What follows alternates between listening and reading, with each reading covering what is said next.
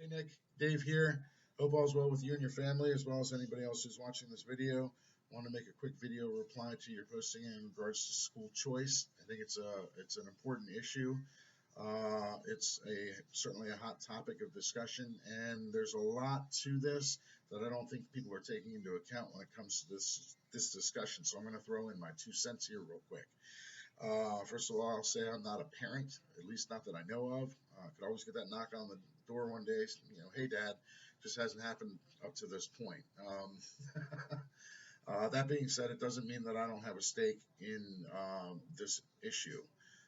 Everybody has a stake in this issue. We're talking about educating the kids, and just because it doesn't affect you directly today, okay, it's going to eventually affect you because these kids are going to eventually get out into society, and they're going to be a part of the communities and all that, and then they're going to be start more affecting you directly, even if you don't think they will. So in any case, I'm going to make a couple of points here and talk about some pink elephants in the room, things that people aren't really talking about. My first point is going to be that there is no such thing as a bad student, only bad teachers. I'll say that again because it's important. There is no such thing as a bad student, only bad teachers. The kids are going to learn regardless. It depends on who's actually teaching them, which brings up my next point. Who's actually teaching the kids and whose responsibility does it fall on? Now, if you ask people in the public, you'll get varying answers. The common thought these days is that it's a responsibility of the schools and or the government. That is flat out false. Okay, it's what I would consider 100% grade A all-American bullshit. Okay, the responsibility to educate a child is the parents. In fact, if you are a parent, that is your primary responsibility, is to educate your child. The schools are simply a tool that you can utilize to help you with that responsibility. They in no way absolve you of that responsibility in any shape or form. So, bearing all that in mind, I guess I can go back to my first point and say there's no such thing as a bad kid, only a bad parent. And we seem to be getting to the point where we have more bad parents in this world than good ones. Hate to say it, but that's another pink elephant that's sitting in the middle of the room that no one seems to want to talk about. Some of you all parents out there might want to stop binge watching all those Netflix movies and start binge watching your kids. It is important. In terms of the school choice itself, again, there are a lot of aspects to this, and I guess it helps to define what the different school types are because there are several of them. You have public schools, charter schools, magnet schools, parochial schools, private schools, military schools, colleges, universities, etc., etc., etc. And school choices are going to affect those in different ways. Now, first off, you have the public school, which is basically 100% taxpayer funded. You pay for it in your personal property tax. There are three types of public schools. You have your elementary school, your intermediate and or middle school, and then you have your high schools. Um, Now, currently, a parent doesn't have the choice if they're going the public school route as to where their kids are going to go. It's dictated by the county. And you go to your school, your child attends the school basically closest to your house. The next school type is a charter school. It's the same as a public school. It's 100% taxpayer funded. The only difference is it's privately administrated. What's the difference? Um, the charter school is more set up for kids with special needs, disabilities, learning disabilities, disabilities, whatever the case may be. Take, for example, maybe a school for the blind. Okay, is a perfect example of a charter school where the school is specifically set up and designed for students who are blind, whereas like a public school isn't necessarily set up as the best learning environment for people with that particular disability. They are still held to the same county and or state standards as a regular public school. The next is a magnet school. I'll use the example of here in Fairfax County, you have the Thomas Jefferson School of Science and Technology.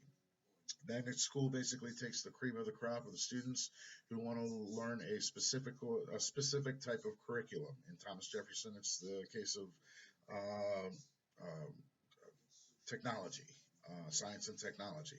Now, the parents in Fairfax County all want to get their kids into that school for the simple reason of the graduation rate is pretty much 100%. The kids that graduate from that school pretty much have their pick of any college that they want to go to.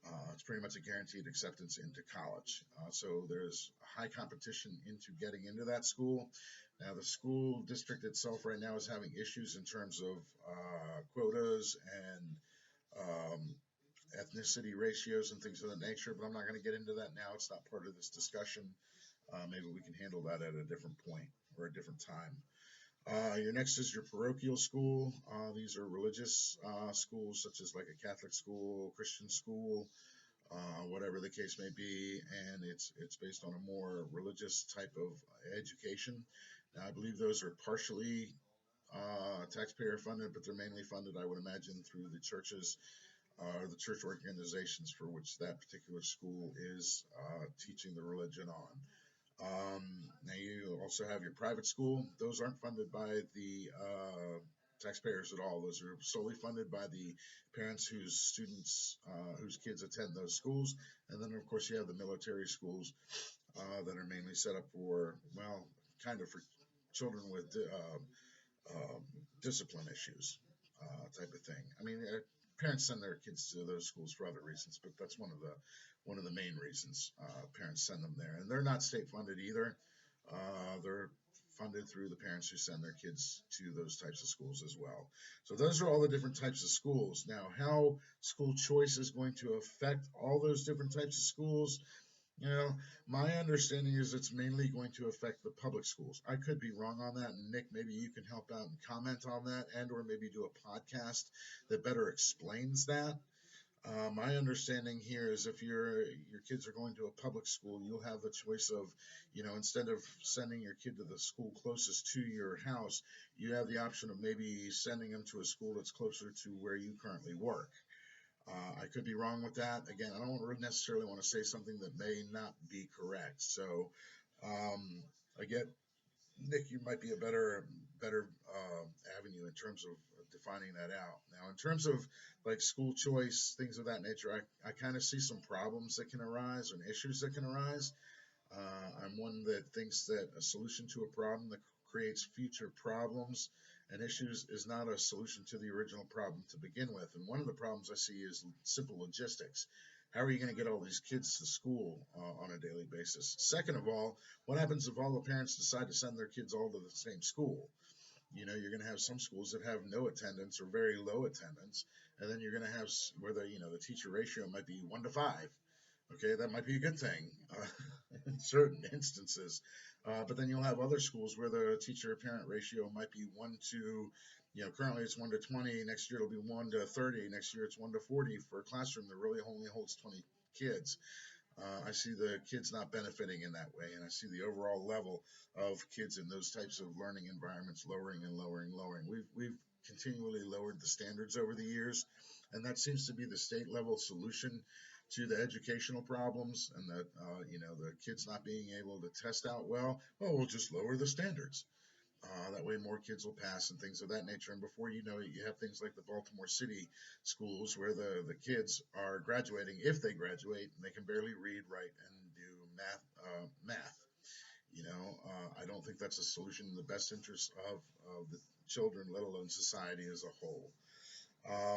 Now, part of the problem here, and the biggest part of the problem here, is the parents, and I'm gonna call it what it is. This is the other big pink elephant that's in the middle of the room. It's the parent's responsibility, and the parents are failing with that. Now, a lot of parents are out there and they give their kids, my little angel, my little princess. I'm going to give you all the things that I didn't have growing up. Well, in the process of giving your child everything you had growing up, you're not giving them all the things you did have growing up. Things like, boundaries, respect, discipline, responsibility, accountability, work ethic. These are all kinds of things that aren't taught in school. They're supposed to be taught at home. And apparently more and more these days, they're not. The parents are simply giving in to the whims of the children. And the children learn to depend on their parents for everything, and think that everything is going to get handed to them. And then they get out into the real world, and they can't cope, and they can't exist in the real world because they haven't been given the proper tools to exist in the real world. Okay, that's where you get like the modern day, what's termed the Karens. I kind of hate that term, but I don't know what the term is for the male A male Karen, maybe someone can post a reply for that. I don't know offhand what it is. I just know the Karens who throw these temper tantrums in public, and these are the adult children whose parents have failed them growing up. They failed to parent their child, and this becomes an issue and a problem with society as a whole. Now, additionally to that, our country is a capitalist society built on a democratic republic. And you get more and more of the youth these days that are tending to lean more towards a socialism type of government. And this is another byproduct of parents just not properly educating their kids in the past. Now, on a positive note, the parents are starting to get involved with this. In terms of COVID, it's probably the one thing that's positively coming out of COVID. The kids had to, everything was shut down. The kids had to learn remotely at home. The parents were forced to stay there and supervise them, and they became more aware of what the kids were being taught. Of course, this raises issues of CRT and gender education. I'm not going to get into all that either, simply because that's a separate issue. I'm trying to stay on topic with this, but at least the parents are now getting involved with their children's education as they should have been from the begin with. You as a parent, and I hate to kind of preach here a little bit, but if the child was mine, first of all, um, if I had a child, I'd probably be in jail, because the second my child said to me, fuck you, dad, or something, he'd be in the hospital and I'd be in a jail cell for child abuse. Um, in terms of parenting these days, man, I mean, again, it's the parents' responsibility to educate your kids. Do you know where your kids are at night? When I was in Jacksonville, Florida, every night at 7 o'clock, they'd have a public service announcement. Do you know where your kids are, who they're with, what they're doing? And they did that every night. And, if you hear that over and over, you're going to say, hey, that's a good question. Where is little Johnny, or where is Jane? Type of thing. In addition to that, talk to your kids.